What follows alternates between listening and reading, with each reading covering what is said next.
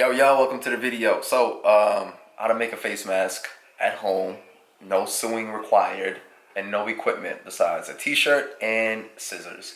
So, real quick, I sped up this video just because this is my first time doing it and it didn't make any sense. So I was referring back and forth to the video to make sure I was doing it properly.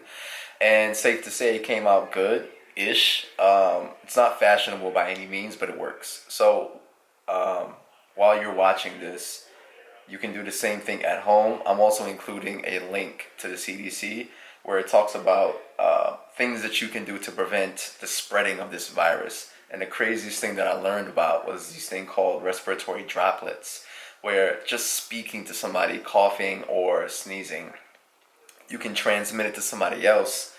But the coughing and sneezing makes sense, but it's the talking part which I didn't even think about. When you're speaking, right, sometimes spit will fly out of your mouth, and that can land on a person, or that can land on a surface where it also, that person touches, and now it's on their face if they touch your face afterwards.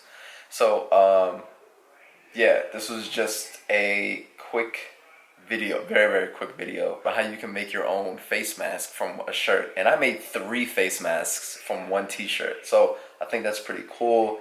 Definitely cost efficient, and another way for us to do our part. Hope you like the video, hope you read the links, and hopefully it helps you out and you can share that with somebody else. Stay safe and stay your ass home. Keep dreaming, keep believing, keep working, be somebody. Let's get it. Yeah.